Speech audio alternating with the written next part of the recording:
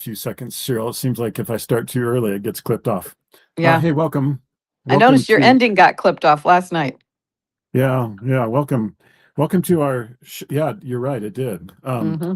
Okay, let's get rolling here. Welcome to our show here tonight. Welcome to We'll Sing and We'll Shout. Lots of great things to sing and shout about. I'm your host, Steve Hansen, and we've got my co-host, Cheryl, on here with us, a somewhat regular anyway. Hey, I just got back from the rec center. Haven't had a chance to shower, so things, smell a little funny tonight. You kind of know what's going on there. But played some good basketball and worked out really hard and feeling great about that. I fasted till 1 o'clock today, Cheryl, and then I went over and rode the Stairmaster, Good for and you. and I rode that for 21 minutes. I have this what I call my jump rope jams.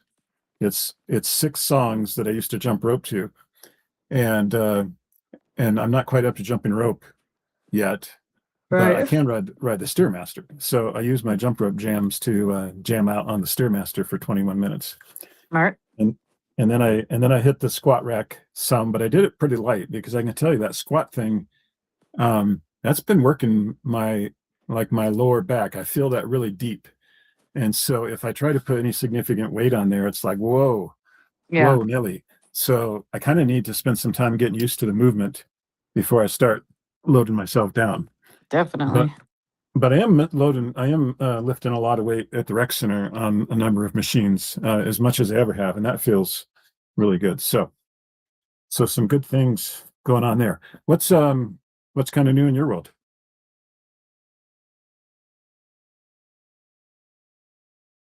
Cheryl? Did you disappear on me? Um, I think she'll be back. So I also had. Did you just drop off? Maybe you need to come back in. Uh, I also had this experience. So 4 years ago, we bought this brand new company truck. It was a Chevy Silverado. Bought it for my son Bartholomew. I know it was 4 years ago because we've got only one more year on the loan, and then the thing would be paid off. But we've made the decision. It's got about 50,000 miles on it. Are you back on here?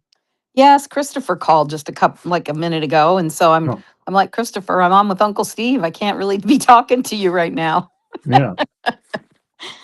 So I was talking about so we bought this Silverado truck for Bartholomew as a work truck 4 years ago, and he is now starting this other job at Amazon, and this is just an extra truck that we don't need. In fact, I've got a couple trucks sitting around right now, and so this is just an extra truck that we don't need, and it's a really good time while it still has decent value to trade this thing in. So I'm looking at maybe trading in on a couple different things, but one would be a Honda Accord. We'll get 40 miles to the gallon, and it'd be a great car to take out on the open highway when I don't want to take my little red convertible during the Hmm. wintertime or whatever. This would be a nice alternative car. So, so I'm getting this truck all cleaned up, and over the weekend, I got the bed was just filthy. The bed of the truck and the outside. I mean, it's a work truck, so he's working it, Yeah. and we got the inside all emptied out, and I was like, Heidi, would you clean up the inside? She's better at the inside, I'm better at the outside. So so she's like, yeah, she's pretty excited about that one. But she does it, and she does a really great job. But 4 years ago I went camping when this truck was brand new with the boys, and Kenny, like, let's see, he was like 12 years old because he's 16 now. We went camping somewhere out past Heber, past where Matt lives, and I took my little Dell folding computer along, and it would actually pop off the keyboard. It was a really neat thing. You could use it like a tablet or a little laptop. I took that along so I could do, a little journal writing or write whatever while we were up in the woods for a couple of days. And and I get home and I cannot find that little computer anywhere. Hmm. And I'm thinking, did I leave that computer sitting on the picnic table where I was using it? And I'm Right. just tearing, I'm just sorting through my brain trying to figure out how could I have left that. And it was like a $3,000 computer or something. I mean, it had some real value. And at the time, maybe it was just a year or two old. So, major bummer for me then. I could not find that computer anywhere. And the only thing I could assume is that I left that thing sitting on the picnic table. And, and this was like an hour and a half away from home. I'm not going to drive up there and hopes that Right. I'm going to find some computer. So I had long given up on this thing. Well, Heidi's cleaning this truck, and here between the two front seats, stuffed down where you couldn't see it, was this computer. Right. It had just This like thing, slid down there. yeah, and Hmm. I didn't see it. And this thing had been tucked in there for 4 years, and so I get it Martin out. calls it the black hole of the car. Yeah, yeah. Hmm. So Heidi dug it out and brought it in. She's like, "Whose is this?" And I'm looking at it. I'm like, "Is that?" I thought it was an IBM, but I guess it was actually a Dell. I remembered it as being an IBM, but I don't think it changed brands over the 4 years it was sitting in there. Um, so it's completely dead, of course. So I charge it up, and it starts getting a little warm while it's charging, but maybe that's understandable since it hasn't been charged for 4 years. I take it off the charger, I sit it down, I open it up, and I'll be darned if the thing didn't start right up. And I ran it through a reset, and then it popped up, in its windows, and it wants a passcode. And I'm like, oh boy. Yeah. So I play around with a couple passcodes, that I'm kind of thinking might be it, and nothing's working. And then I kick over to password, and I use this password that I kind of is a standard for me for quite some time I on have one of those. things. Hmm. I don't use it on everything, and it's kind of a password that I used more like 5 years ago than I use today. But I popped that in there, and I'll be darned if that thing didn't come to life, um, and open right up for me. So I have that laptop back. So that That's was nice. that was kind of cool. Yeah, Good surprise. yeah, yeah, for sure. Um, so what's going on in your world? What's new there in Dublin, Ohio? Well, tomorrow's Emmeline's last day of elementary school.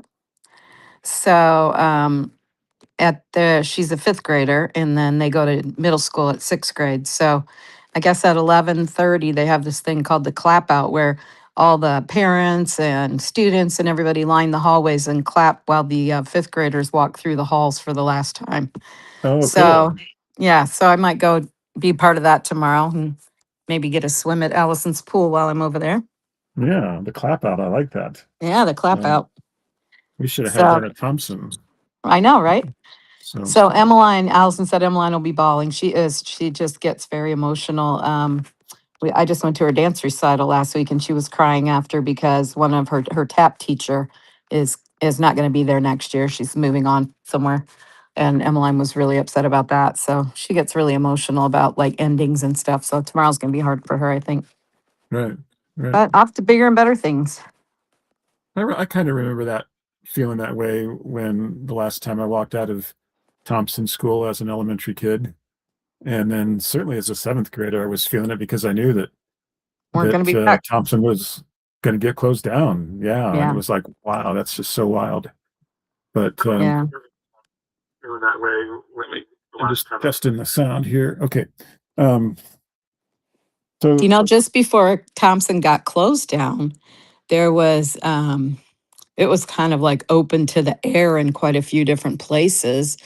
Like one of the stairwells between the seventh grade wing and the elementary wing was like completely gone. I think they'd had a wrecking ball to it a little bit. And me and oh, Joey went over there. Joey had come to visit me. So me and Joey went there to Thompson School, and we went in there and we walked through like the basement and the locker rooms and the room where Aunt Jean used to teach her home ec class, which I think ended up being the art room later. okay. And then we managed to get over to the elementary wing and got in there. And I showed him, like, where my fourth grade and fifth grade and sixth grade classes were. And I think we got down to the cafeteria area. So I took a whole bunch of movies of me and Joey in this building. We weren't supposed to be there. There was all sorts of no trespassing signs and everything. So Joey thought I was the coolest mom on the planet Oh, well, for going into this building that was falling down and just walking around. But it was really well, you neat. come from a line of cool moms. I mean, how cool was mom to take me to go see Rocky 3 on the night I'm supposed to be home studying for sophomore exams? Well, So, yeah. So um, anyway, that was kind of fun. But I actually yeah. did. Then I went in there. I don't know, a month or so later with a couple of friends, Tanya Ramon and Ruth Beat and Belinda and I. We went in there and we wrote our names on the chalkboards. And I took one of the glass blocks. And I actually took some drawers that were just sticking in the wall because they were getting ready to tear it down. So I knew It's not like I was stealing from anybody. Yeah. So I took a few things out of Thompson School, and I still have the glass block. I can see it from here where I'm sitting. It's up on top of my Hoosier cabinet. Anyway, that school was in our family for so long, and it was such a part of our history there, and in Seneca County and Thompson Township, and so I I didn't think feel I too bad. understood. I think I understood that there was at least one Hanson in that school the entire time it was open. Yeah, that makes sense. So, yeah. Yeah, And very I neat. don't know that other families could say that too. Perhaps there's other families out there like that, but there wouldn't be very many. No, So, did you know Aunt Jean um, was a black teacher there? I did know that. You reminding me helped a lot, but I did know that at one time. Yeah. I certainly never had her.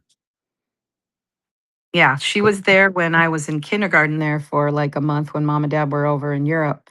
And at the end of my kindergarten day, I would walk down to where Aunt Jean had her home ec class, and then she would take me back to the farm with her. So that was kind of You know, fun being, I was a big enough girl that I was able to walk from the elementary wing all the way over to the seventh grade wing by myself. that is pretty big, Cheryl. I That's pretty know. good. Yeah, That was such a cool school. it It was. really was a Yeah. really neat country school.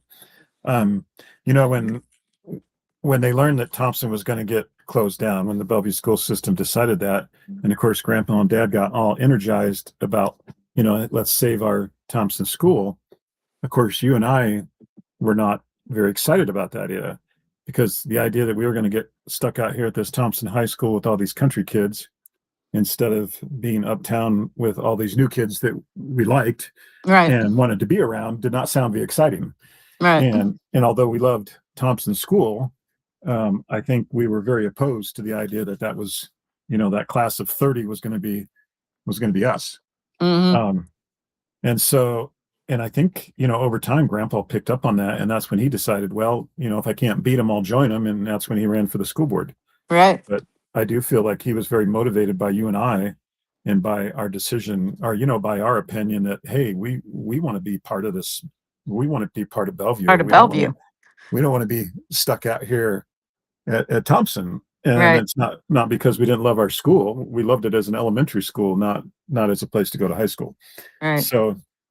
So it's yeah, it's just There's unfortunate. definitely some good things about consolidating. I mean, there was like eight or nine little schools around there that all got Yeah, consolidated and flew into and went into Bellevue Junior High and Bellevue High School. And then, I mean, that was a good sized school. We graduated around 200. I think my class was like 220.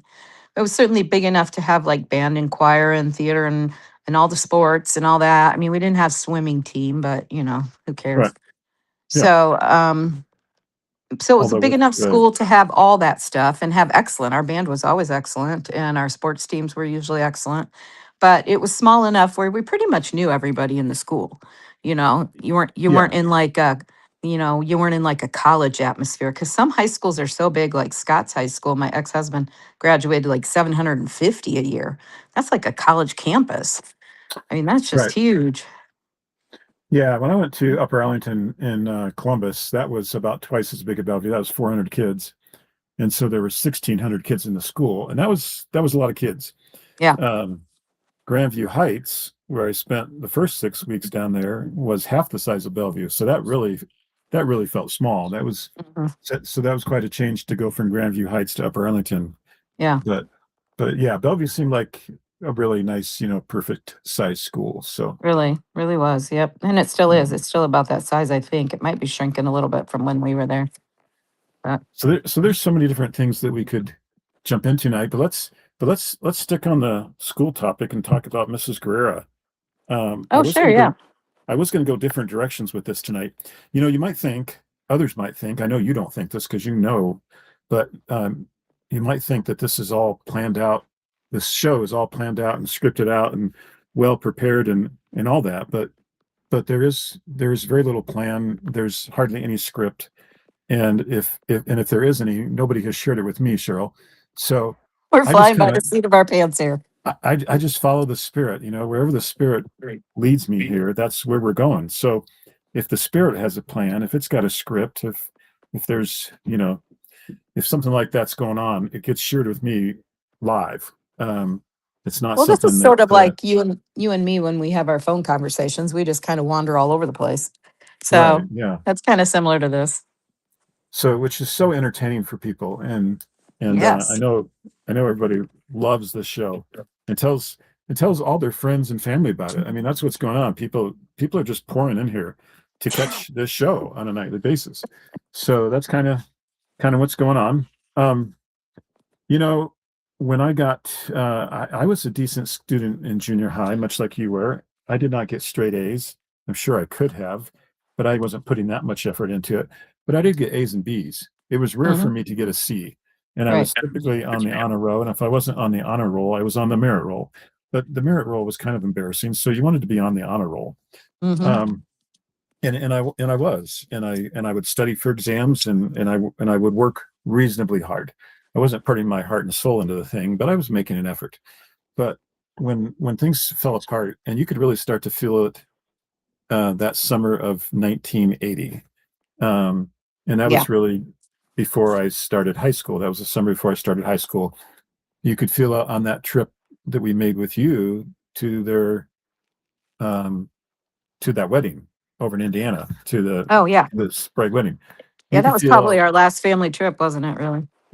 our parents moving in different directions and Hmm. on a lot of different things, and we could explore that sometime. But when I got into high school, my freshman year, it wasn't like I wasn't trying, but I was distracted. I was emotionally distracted with what was going on at home. And then during my sophomore year, it was like I was in a rebellious place. And that's the year that I had Mrs. Guerrero. Now, all the teachers, I would say most of the teachers knew what was going on in our home because that's when dad and mom were now separated at the beginning of that school year. Mom was still living at the farmhouse. Dad had moved over with grandparents or whatever. Um, Most of the teachers there kind of knew what was going on in our home, and you could kind of feel, you know, like Mrs. Mitchell, for example, and some of the others. Like I could feel empathy and concern and whatever. I could feel this from a number of teachers, Hmm. and but and it was almost like they would go easy on me because of that. You know, like if they'd give me the benefit of the doubt in a lot of ways. But when I'd go sit in Mrs. Guerrero's class, she knew what was going on too, but she wasn't having any of this, you know, empathy for Steve thing. She was going to hold me to task, you know, Hmm. and she was doing that because she really cared and she knew what I really needed was somebody to hold me accountable, you know, Hmm. instead of just letting me have my way and kind of get away with doing nothing. And so and I could sense this from her, like this lady thinks she's going to have some kind of positive impact in my life. Like she's trying to make this, you know, silent effort to really help me here. The other people are just kind of, you know, tolerating me So was this and would this have been my junior or my senior year? I was a sophomore, so you were a senior.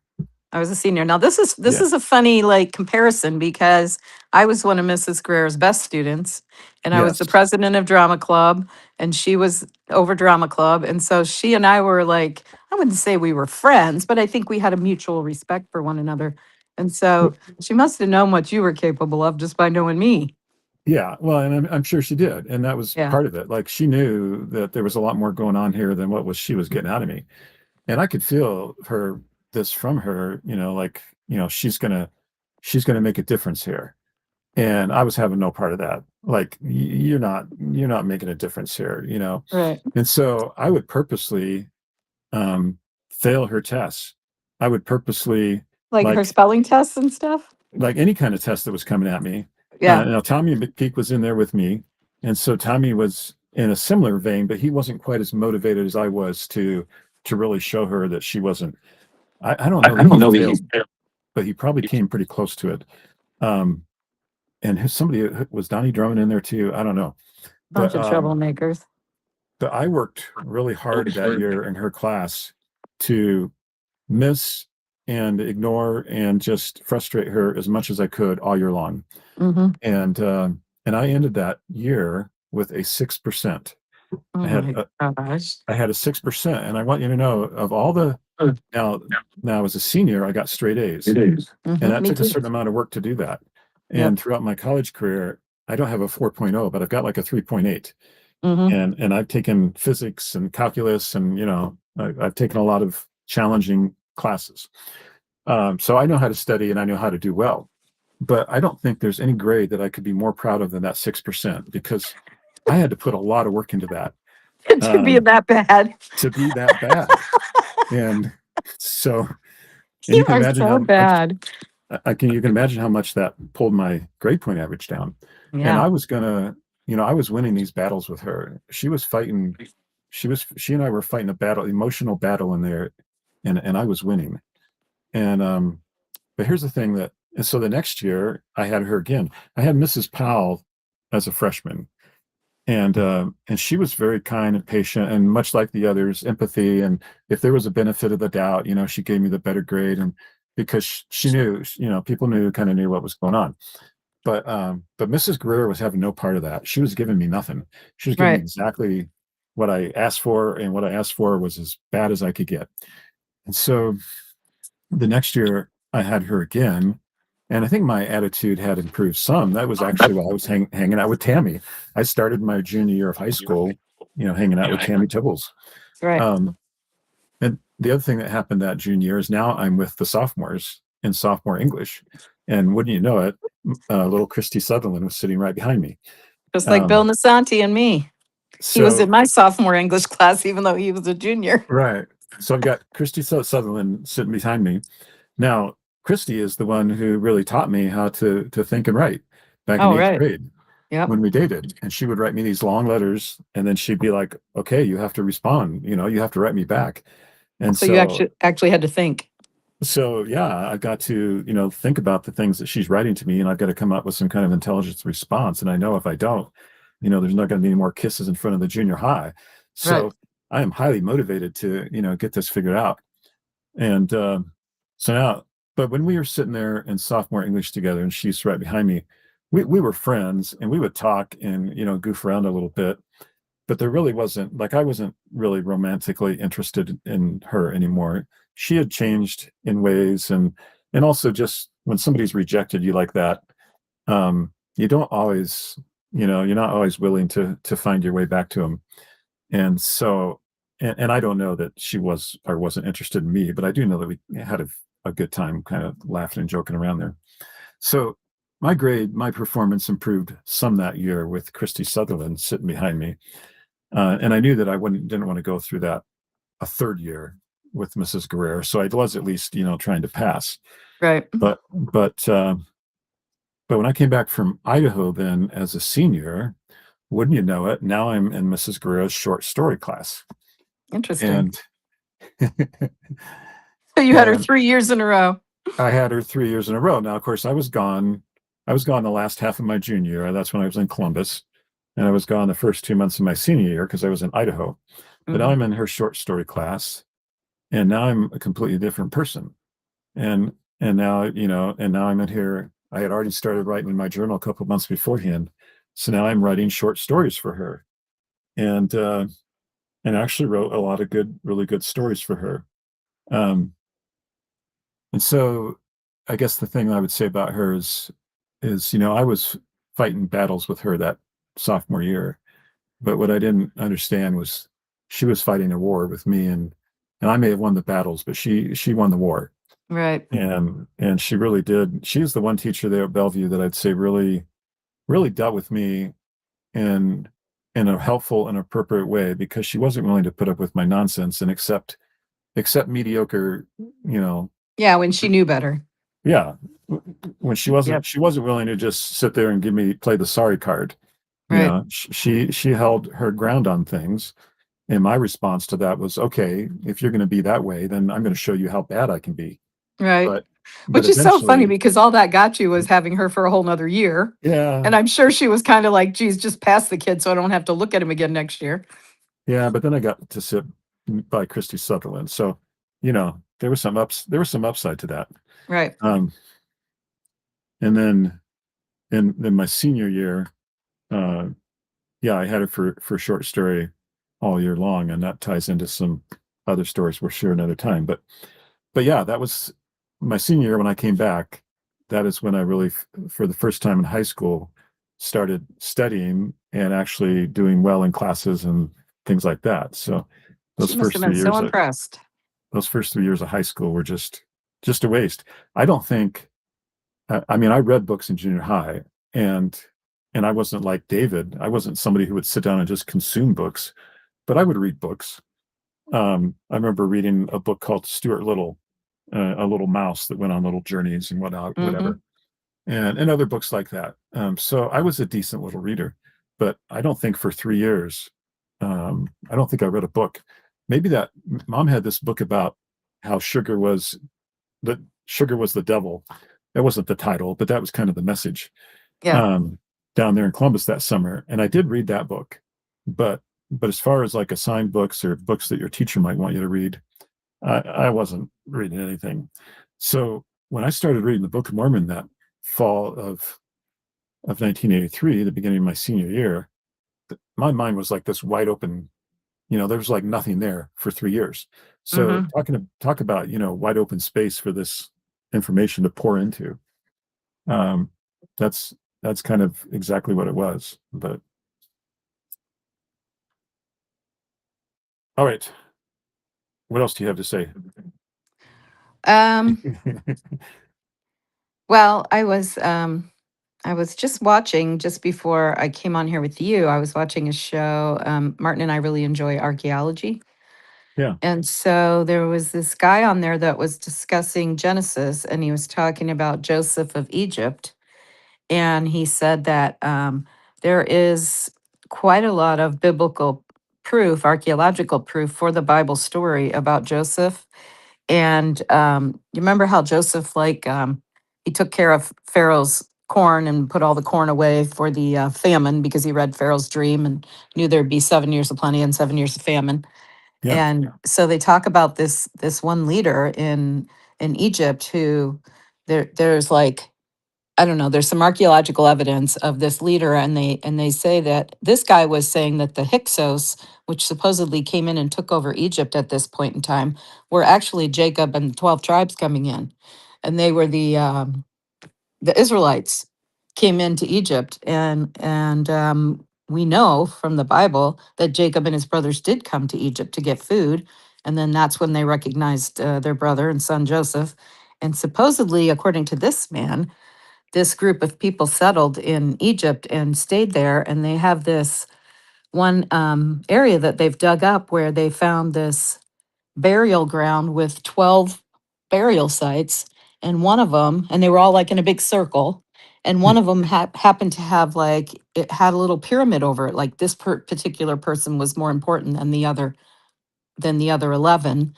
And they dug out the statue that had been in there or had been around that area. And the guy on the statue had a coat of many colors. Like you can still see the painting on the statue of what the coat looked like. hey, wow. So it's pretty interesting. I'll see if I can dig it up and send it to you. But I always love these archaeological shows where they actually can kind of prove biblical stories. I just think it's fascinating. So. Yeah, yeah, for sure. Um, I wouldn't have brought this up, but you brought up Joseph in Egypt. My patriarchal blessing talks about Joseph of Egypt, and of course calls out our lineage. Mhm. Um, but also says, Joseph was. I would just share this much. Joseph was a great leader, and you will have the same traits that he had. And so that's a really cool part of my patriarchal blessing. So I feel Yeah. a little connected to Joseph because of that. So Well, one of the reasons my son is named James Joseph is because that's one of my favorite Bible stories. yeah. And also Joseph Smith, love him. So where do you think Mrs. Guerrero is these days? I don't know. That'd be a kind of a fun thing to look into and see if she's still around. I'm sure she would remember both of us. How So, old? How old do you think what? she would be? 20 years older than us? I wouldn't say that. I'd say 15. 15 Right. older than me, so that would put her in her mid 70s. Right. Because Dad's 88. She wouldn't be that old by No, any means. no, Now, when I was sitting in her class, I would not have looked at her and thought she was, in you her know, 30s. 15 or 17 or whatever years older than me. But you just think of those teachers as being so much older, but they aren't. They aren't that Yeah, much you older. know what's interesting is the guy who taught chemistry who looked like a walrus. What was his name? Oh, yeah, I could have said his name right up until the point you asked me. Yeah. Um, Klaus. Okay. Yeah. Klaus. Yeah. So he had a beautiful house in Bellevue out in the country, kind of out where we lived. And I got a hold of him because I wanted to ask him if he'd possibly sell it to me in Martin. So I left him a voicemail. I know right where he lives in Bellevue. I left Yeah. him a voicemail, and he sent me back the nicest voicemail talking about Grandpa Hanson and how Grandpa had always stood up for the teachers and how the teachers really appreciated what he did for them when he was on the school board. And I think I still have that voicemail. Wow. But I always thought that he was just ancient when we were in school. And then now I'm thinking about how old he is now, and I'm thinking he was only like 15 years older than us when we were in Right. school, like older than Right. me. But I just thought he was like in his 50s or something, which would make him like That's over 100 at this point in time. So it's definitely, I mean, he's still alive. He still lives in Bellevue, and he's probably in his 70s. But just so funny your like interpretation of things when you're young, and how like people who are older than you must just be like centuries older than you, not just like a few years. yeah. It's really funny to Yeah. me. They're like from another time. Yeah. Yes, yeah, And they they're and way they older. totally they cannot relate to you, that's for sure. They have no idea, what you're Well, dealing with. what you're going through. Yeah. So it is kind of funny your perspective at that point. Yep, But what else do you have to go on? You've only been alive for 15 years. that's So true. Well, you they are don't have twice your age at least. you don't have a whole lot to work with at that point. You're just kind of Right. doing your best. But But that made me um feel really good what he said about Grandpa, and how yeah, Grandpa had been a really supporter of the teachers and trying to get the teachers like some raises and stuff. So, that's really that's really cool. yeah. That's really good stuff. Um so many things that I want to cover and talk about. What did you think about did you catch my live yesterday, and what did you think about my little theory of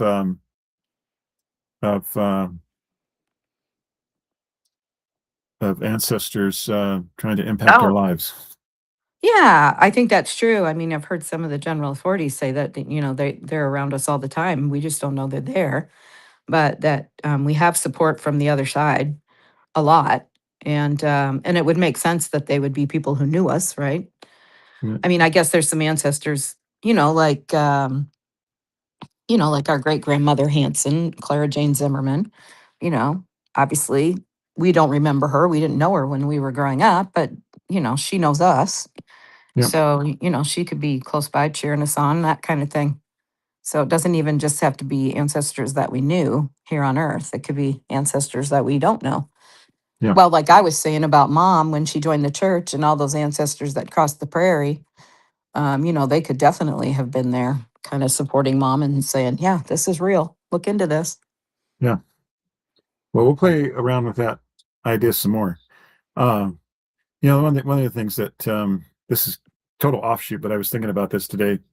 Obviously, C.K. Cunningham was an amazing man, but Charles had an amazing history too. And if you read his if you read his thing from when he died, what's that called? Obituary. Yes. It is amazing what that man did in his life, the amount of service he provided to his community within the Masonic Lodge, and then he was the master mason for the state of Ohio, traveled all over Ohio, He was an looking out auditor for the state of Ohio too. after its members and an auditor, and he was auditor. Then he was on the school board there in Gallion for many years. What's So both our unfortunate, grandfathers were on the school board. That's yeah, interesting.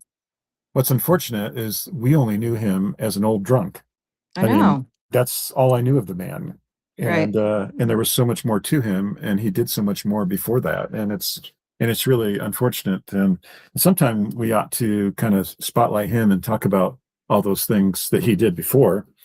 And we really I ought to have a get all, great picture that Susan gave me of, I don't know if it's when he got his 33rd degree Mason or whatever, but there's a whole line of gentlemen in the Masonic aprons and stuff. And Grandpa Cunningham is in that group. There's probably a dozen gentlemen oh, standing there looking very dignified. And right, um, Grandpa Cunningham is in that group. So I would love to talk about him. I just, like you said, we don't know him.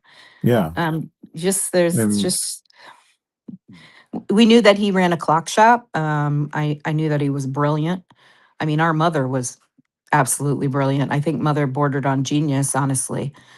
So that came from somewhere. So yeah, I think both Cunningham grandparents were really interesting people. Louise was just the ultimate like lady, and she was a homemaker and mother, and Yeah, it'd be interesting to look into her past too. we got to get we got to get Warren and or Tanya on here Hmm. as a part of that, because these are the only folks that have real insight into these people. You Yeah, know, because that this is their parents we're talking about. we can speculate and we can throw Yeah, things out here, but our ability to talk about both of them, and even CK and Blanche, our ability to talk about them is so very limited. right. So it's like, Whereas Tanya and Warren grew up right around the corner from them. They would see yeah, them every day, just like we saw Grandma and Grandpa Hanson every day. yeah. So we It just, need I'm sure they just went in and out of each other's homes. Warren, Tanya. We need those stories. We need those Yeah, stories. We need you on here. So reach out and let me know. And you just come on as a voice.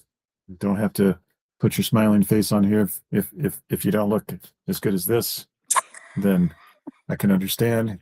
I can tell you, I like Cheryl, it's been a funny journey, but I'll tell you, 12 months ago, this is like one of the last things on earth that I would ever been willing to do. right, Like this would not have happened when I was 220 pounds.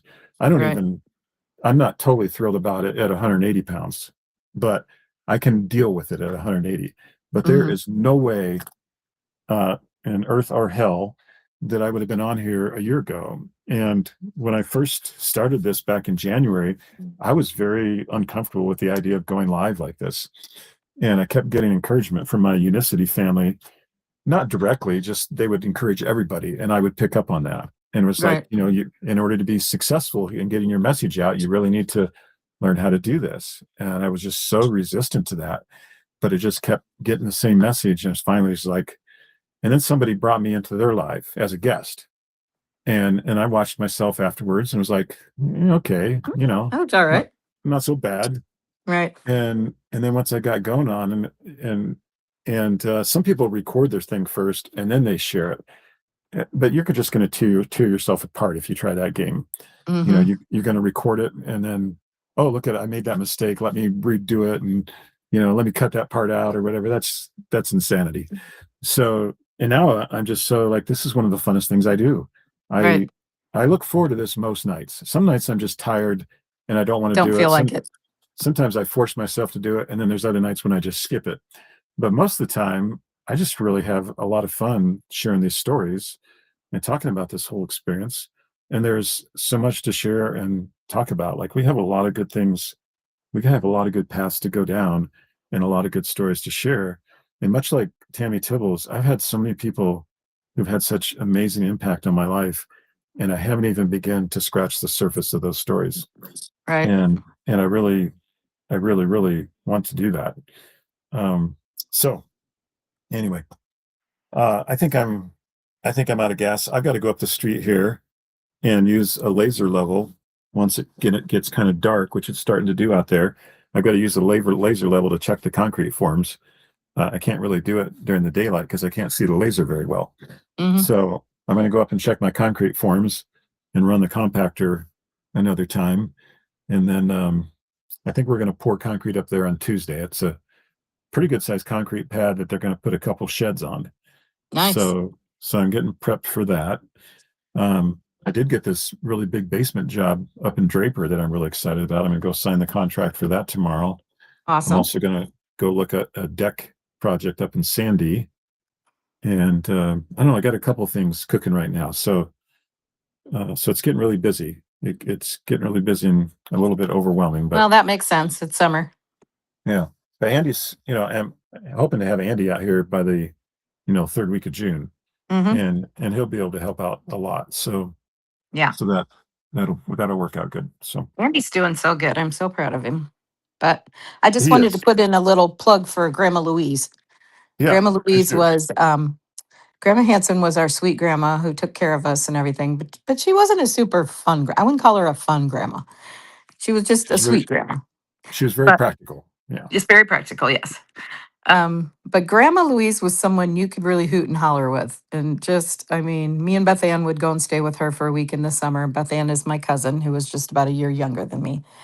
And we would go and stay for a week with Grandma Cunningham in the summer. And I mean, we would just have the most fun. She'd play, card games with us, and she'd go to the store and get us our favorite foods and spoil us a little bit. And, you know, girls, because me and Beth Ann would be silly. But Grandma Louise was just really fun. I wonder if she was a fun mom as much as she was a fun grandma, because just, I was just really close with her, and she was I can see where mom got her fun sense of humor and stuff and her big laugh, because Grandma Cunningham was a really fun person to be around. So Do you think Grandma Cunningham ever took mom or her other kids to the movies on the night before exams? it certainly wouldn't surprise me. I think I Grandma know Cunningham might be where we get our little bit of like, you know, our like, Aunt Elsie certainly would have done that. If they yeah, couldn't have got Louise to do that, they could have went down the street to Elsie's, and yes. Elsie would Our have done little all of bit of that rebelliousness might come from Grandma from Louise. Louise, huh? See, now Yes. I wouldn't have known that. Yeah. Um, I I don't want to keep this going here too long, but I was so impressed by the things that you had to share about mom the other night. And Cheryl, while I wasn't completely ignorant of that, you opened my eyes to really just what an accomplished and amazing young teenage and young adult she really was. And how this farm boy from Bellevue managed to get this girl from Galleon to get connected with him. Right. He must have put on quite a show for her. And you look at some of those other girls he was dating, Mm-hmm. um, and then mom comes along. You can see why he was like, "Okay, I got to get a ring on this finger." Yeah. Okay. Uh, This is the one I want. yeah, you can Yeah. see why if this was the kind of stuff he was dating, and then mom comes along, he's like, "Okay, it's time to move," you know. Right. And that's kind of what I figured out with Heidi pretty quick. I mean, I went out with her. It was our third date when I took her to Kirtland, and on the way home, and I was just so impressed with her as we walked around the Kirtland Temple together. I was just like, the spirit's just like, what are you waiting for? Right. Yeah. And I was just like, yeah, you're right. So it was on the way home from the Kirtland Temple that I was just like throwing out these hypotheticals. I just kind of Mm-hmm. wanted to see, like, do you have plans? Are you planning to be an astronaut, or, kind of what's going on here? Because, I could create some plans here Right. if you don't have, some other things set in stone. And you know, she didn't really say a whole lot. She didn't help me out, but it was in what she didn't say that told me what I needed to know. I love So Heidi. We all love Heidi so much. I hope she knows that. I so hope she knows, because she's taken such good care of you all these years, and of course I love yeah, you as my what a brother. freaking chore, huh? I mean, can Well, you yeah, imagine somebody yeah, putting up I with can, me because for I used to have to do it. 37 years? I mean, ask Tammy about that. She can tell you. My favorite moment of Heidi lore is when you went up in front of the whole church and asked Heidi to Oh, marry you and put the ring on the stand, and then you walked away and Heidi just left you. Heidi just sat in the audience for a very long time before well, she got up and came up to the stage. well, And I just I thought didn't that was such a good move on her part. sure, I didn't realize you were there for that. Yeah, I was Now, there. now I think you might be stretching it a little bit. It Yeah, wasn't she that waited a long. while. It was Um, pretty, you were sweating. well, okay. Now we've joked about this one quite a bit, but the thing that I will always come back with is there were two other eligible young ladies in the audience that day, Uh, both of whom had a certain amount of interest in the situation also. And if Heidi had walked out the room, I could have just went back up and said, Jackie, you well, how know, about you? what do you think? Oh my And gosh, you'd brought the house down. You did bring so the house down. That was a great meeting. We'll have to talk so about yeah. that whole story, but anyway. Some people, I think there was a missionary or two who just thought that was really inappropriate. Oh, I'm Um, sure. I But, mean, Grandma Louise took hold of you. somebody's got to have. Well, you know what happened that day, and I really didn't go up there to make light of the situation or anything like that. But I planned to go back to the farm that day, and I was going to walk down the lane and ask her to marry me down by the woods because it was my hope, expectation, it was my plan that the farm was going to be our future. Right. And so I thought, well, what better place than back on the farm? But when I got up that morning, it was pouring rain. And as we went to church, it's pouring rain. Yep. And so I just happened to grab the ring and put it in my pocket. And I'm sitting there in sacrament meeting, and all of a sudden the spirit's like, and it's still raining outside. And so it's like, how is this going to work? I can only assume that it's also raining back in Bellevue. Mm-hmm. And all of a sudden I just felt inspired to like just go up there and ask her.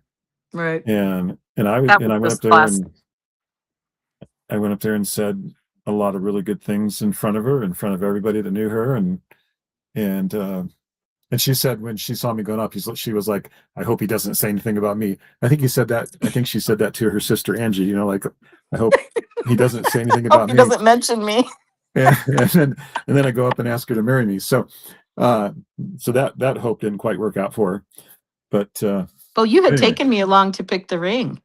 Like me and you and Christopher. Chris was in a stroller, and we Oh, went to that jeweler downtown, white jeweler in Worcester there, and you yeah. had me help you find a ring. So that was pretty cool. And I love that little ring, and she loves it too. Like I've offered to say, hey, I could buy you a little more ring now. Right. That was not much that I spent there because it was borrowed money to begin with. But I came home from my mission. I didn't have a lot of dollars, but I had a lot of sense.